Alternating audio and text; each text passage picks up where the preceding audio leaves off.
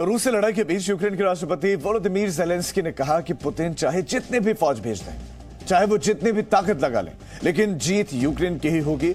Zelensky ने पश्चिमी देशों और नेटो को चेतावनी दी कि अगर उन्होंने वक्त रहते रूस के खिलाफ एक्शन नहीं लिया तो उन्हें रूस नहीं छोड़ेगा। ज़ेलेंस्की का बयान नेटो और पश्चिमी देशों को उन्होंने चेतावनी भी दी कि अगर वक्त रहते कदम नहीं उठाया तो रूस हमें नहीं छोड़ेगा।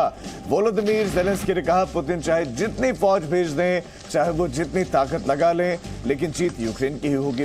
तो अपने ही बयान में दो अलग अलग बातें कहते हैं। एक तरफ कहते हैं कि जितनी फौज रूस भेज दे, पुतिन जितनी सेना भेज दे, जीत यूक्रेन की होगी, लेकिन साथ ही साथ कहा कि पश्चिमी देश अगर नेटो अगर साथ नहीं आते हैं, वक्त रहते अगर रूस के खिलाफ एक्शन नहीं लेते हैं तो रूस उन्हें छोड़ेगा नहीं। यानी कि ज़ेलेंस्की इस बात को जानते हैं कि रशिया कितना खतरनाक आने वाले वक्त में हो सकता है। І зараз я повторюю знову, якщо ви не закриєте наше небо, то це лише питання часу, коли російські ракети впадуть вже на вашу територію, на територію НАТО, на домівки громадян країн НАТО.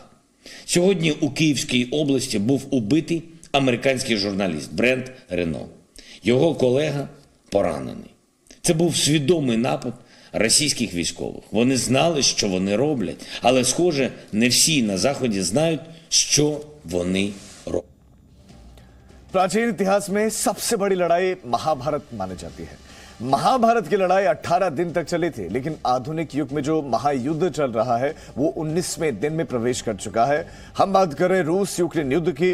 रूसी राष्ट्रपति व्लादिमीर पुतिन ने 24 फरवरी को जब यूक्रेन पर अटैक किया था तो उन्होंने सोचा होगा कि ये जंग कुछ ही दिनों में खत्म हो जाएगी, लेकिन रूस यूक्रेन युद्ध पिछले 3 हफ्तों से लगातार जारी है। रूस यूक्रेन को घुटनों पर लाना चाहता है, लेकिन यूक्रेन भी पीछे हटने के लिए तैयार नहीं है। ये लड़ाई जिद और जज्बे की बन गई है। पुतिन की जिद और ज़ेलेंस्की का जज्बा। आगे बढ़ने से पहले हम आपको रूस यूक्रेन युद्ध से जुड़े हुए 5 बड़ी खबरें बता देते हैं। यूक्रेन में अमेरिकी पत्रकार की हत्या कर दी गई है और आरोप रूसी सेना पर लगा है। ये पहली बड़ी खबर है। तो यूक्रेन ने एक बार फिर से बातचीत से लड़ाई खत्म करने की मांग की है। यूक्रेन ने रूस से कहा है कि वो तुरंत अपनी सेना को वापस बुलाए और युद्ध विराम करे, लेकिन साथ ही यूक्रेन ने कहा है कि वो रूस के आगे हथियार नहीं डालेगा। इस बीच ज़ेलेंस्की ने अस्पताल में घायल सैनिकों से मुलाकात की, उनका हालचाल जाना और सेना का मनोबल बढ़ाया। तो संयुक्त राष्ट्र ने कहा है कि रूस के हमले के बाद यूक्रेन से बड़ी संख्या में लोग पलायन कर रहे हैं।